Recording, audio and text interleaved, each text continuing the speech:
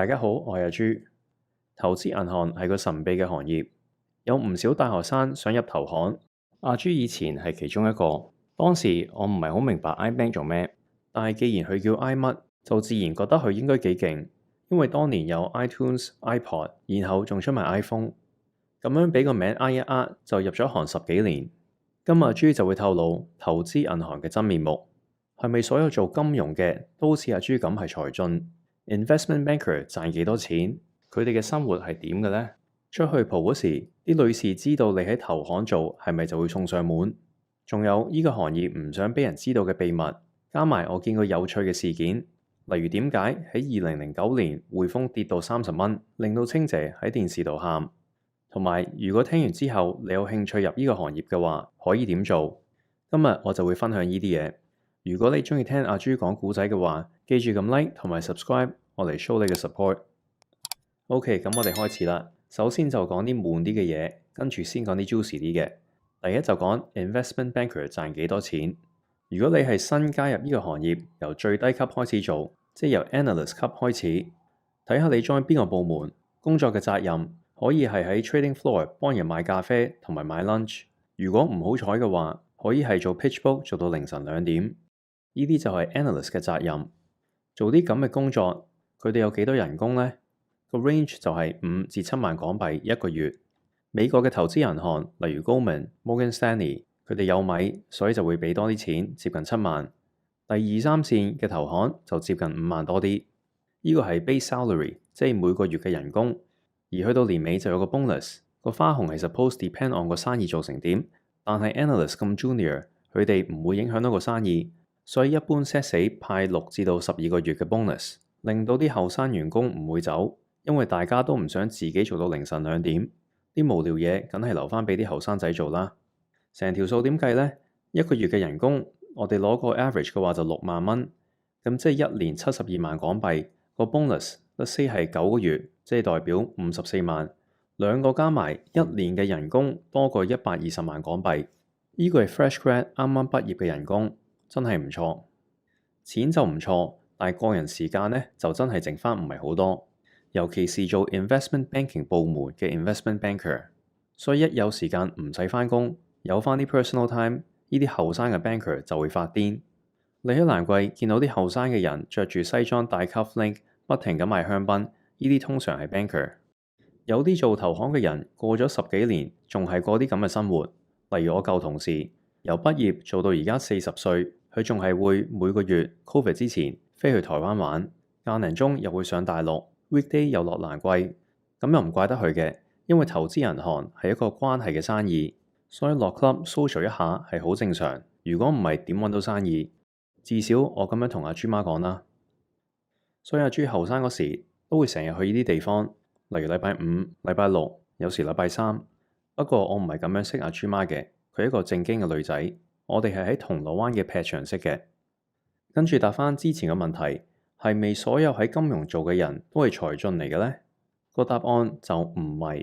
例如我頭先提到40歲嘅同事，佢嘅高度似曾志偉，外表就似地盤佬，但係somehow佢係溝到好多女。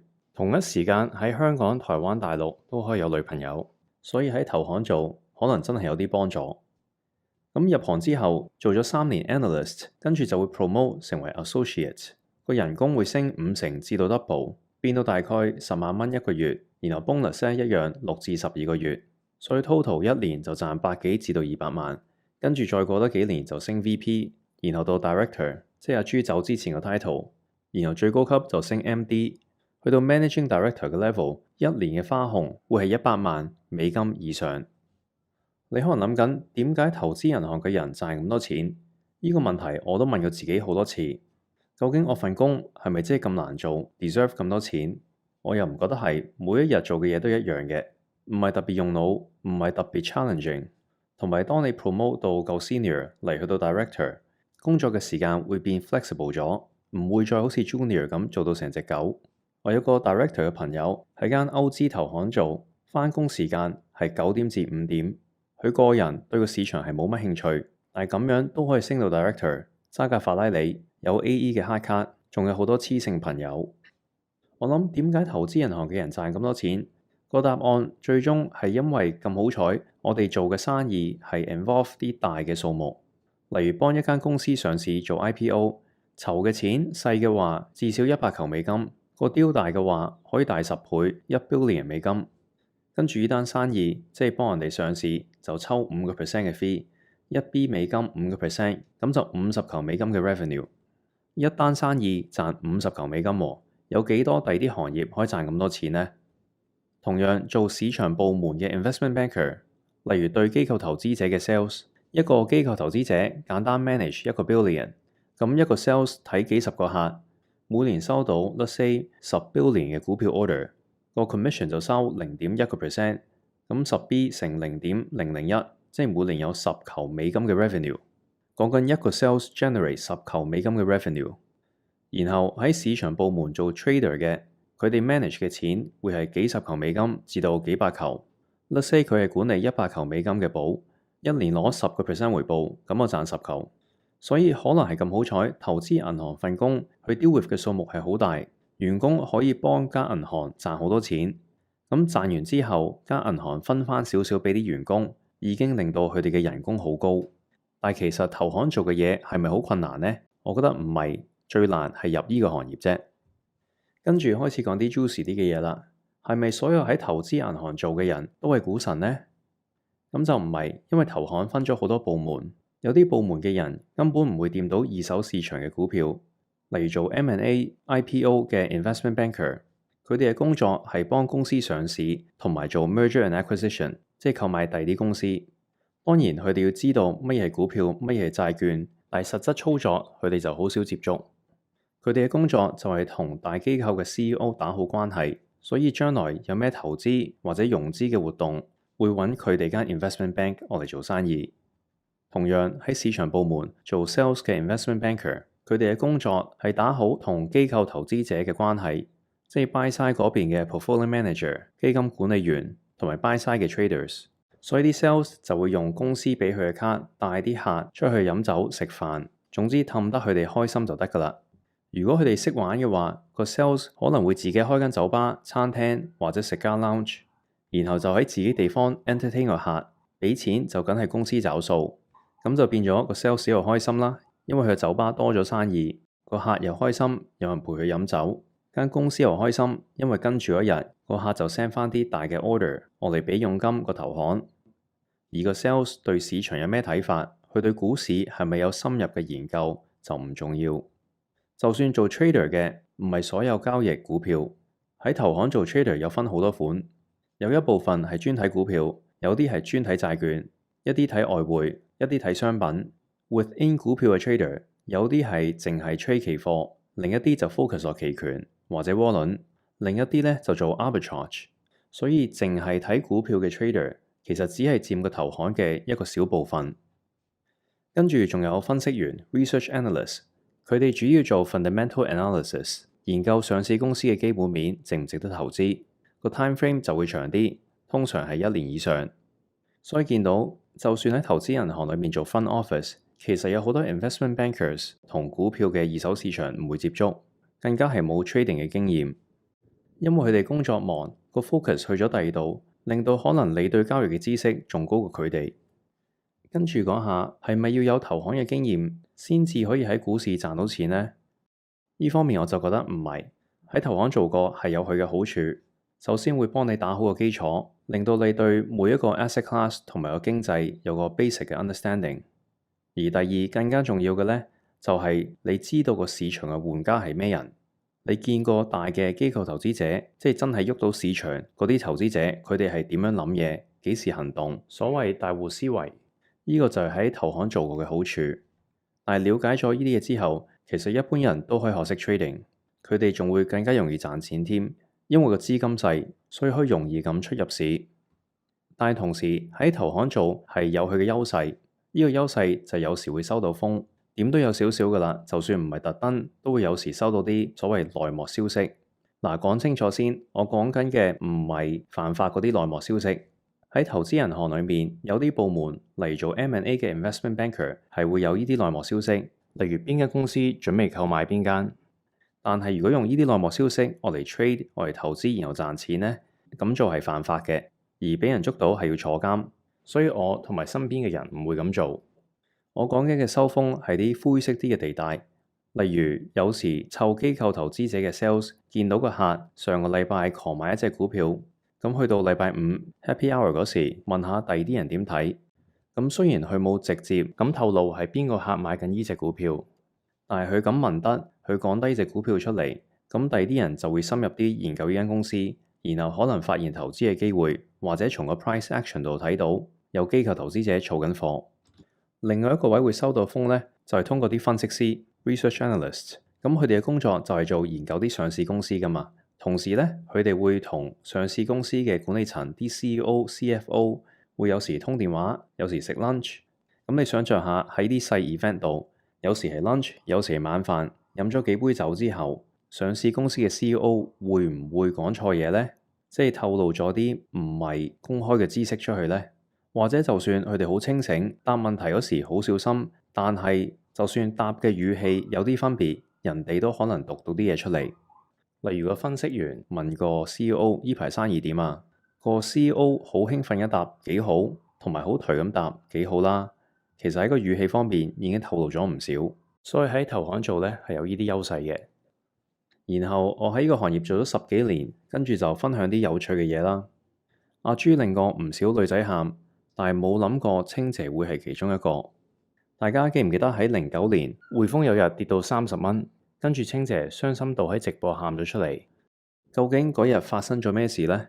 我就分享呢個故仔啦，因為我有份嘅。點解嗰日匯豐俾人撳低10幾個 percent？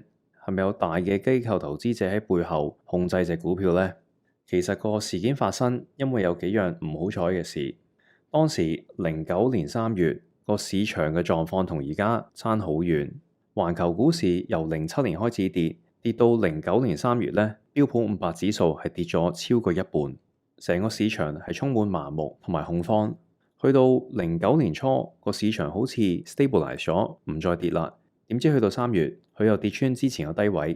咁喺呢個情況，投資者再 panic 啦，又引致另一浪嘅沽盤。有啲人要斬倉，有啲人要 cut loss，令到啲人放棄拋棄佢啲股票，唔理咩價啦，總之抌咗佢止痛先。咁喺啲情況呢，就會有 mispricing 喺個市場度，而匯豐當時就係其中一個呢啲 mispricing 嘅機會。匯豐股票呢，唔止喺香港上市嘅，佢亦都喺倫敦上市。而每一股香港嘅匯豐即5號機係可以 convert 去倫敦嗰隻股票，而調轉亦都可以倫敦隻股票可以 convert 翻去5號機。所以照計呢，呢兩隻股票係應該同一個價錢。但係喺恐慌同埋 panic sell 嘅情況下，倫敦上市嗰隻匯豐嗰個禮拜就平過香港嗰隻。喺一般嘅市場環境，咁嘅事係唔會發生，因為有唔少人專做呢類型嘅 arbitrage，見到有 mispricing 呢，就會買平嗰個沽貴嗰個，令到兩個變翻同一樣嘅價錢。但係去到金融風暴最差個時候，大家嘅 risk tolerance 減到好低，同埋可能當時歐洲嘅 portfolio manager 佢哋受到嘅壓力高過當時香港嗰啲 whatever 原因都好。總之嗰個禮拜倫敦嘅匯豐股票平過香港嗰隻。咁喺呢個情況，你見到咁樣嘅話，你會點做呢？好簡單，就係你買平啲倫敦嗰隻匯豐，然後沽貴啲香港嗰個5號機，然後將倫敦嗰隻 convert 翻去香港嗰隻，咁就 no risk 一個 arbitrage。聽落去好正，但係其實嗰時係有少少 risk 嘅，因為當倫敦開市嗰時係香港4點鐘晏晝，嗰時香港股市係4點收，然後4點10分有個 closing auction 嘅，咁即係代表由4點至到4點10分係有個 overlap。喺呢段時間睇到收市 matching 嗰個價，但係未知道 exactly 會收咩價，呢個就係個風險位。但係嗰個禮拜倫敦嘅匯豐真係平好多，試過平幾個 percent，甚至10幾個 percent。咁我頭嗰幾日留意到呢個機會 put on 咗呢個 trade，每日賺咗幾球，嗰時係好興奮嘅，因為係個 junior，幾球係一個唔細嘅數目。但係點知去到3月9號一開始嗰時接近4點，個差別又出現啦。倫敦嗰邊又低開成10個 percent，咁我就一度買倫敦嗰隻匯豐啦，然後同時喺香港嘅 closing auction 呢，就放定啲沽盤出去，準備又食隻肥雞。點知去到收市臨尾嗰2秒，有個 trader 突然之間放咗個大嘅 offer 喺5號機，可能佢冇睇過市場嘅厚度，當時隻股票係食唔到咁多貨，所以一下就推咗香港匯豐 closing auction 嘅 matching price 落30蚊，跌咗差唔多10%。點解嗰個 trader 咁做呢？我就識佢嘅，佢係一個 trade 期權嘅交易員，佢就解釋嗰時係做 hedging，同埋佢冇諗過擠咗呢個 offer 出去之後會咁低個價咁多。咁呢個就係佢嘅解釋啦。最後呢件事發生咗之後，港交所就 terminate 咗市場嘅 closing auction，然後係去到幾年前先至整返出嚟。咁當然跟住證監就查，我就冇事，因為買平貨沽貴貨唔係一個罪，同埋我唔係做 naked short selling。但係另外一個 trader 咧就唔係咁好彩啦。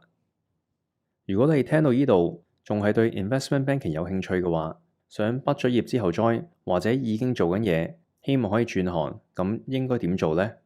如果讀緊書嘅話，想 join iBank，通常嘅條件首先要係官二代。講笑啫，呢個係以前興，而家唔俾咁做啦。而家執得緊啲，通常第一 round 係 HR 做 filter 嘅，咁佢哋會睇讀咩大學，然後睇 GPA，一般要3.7以上先至會考慮。跟住就睇你報咩 role 啦。如果係 relationship 嘅 role 咧，咁語言就好重要，例如英文國語要流利。如果係啲 quant 啲嘅 role，好似 trading 咁，語言就冇咁重要，但係 programming 嘅語言就重要。而家要識 Python、VBA。過咗 HR 嗰關，跟住就到個 hiring manager，即係真係想請 junior 嗰個人。每個 hiring manager 都唔同嘅，但係我會點樣揀 junior 呢？講到尾係3個條件：佢勤唔勤力，諗嘢係咪 logical 同快，同埋我想唔想跟住嗰5年去坐喺我隔離。所以 interview 嗰時 establish 一個 connection 係好重要。而如果你已經畢咗業做緊嘢嘅話，而想轉行入 iBank，我諗冇經驗咁跳入 front office 會難啲，所以最好咧就轉去啲 support role，例如 middle office、operations 或者 IT，跟住再打好關係，然後 transfer 過去。今日講 iBank 就咁多啦。如果你對呢個行業有興趣嘅話，就 subscribe 呢個 channel 啦。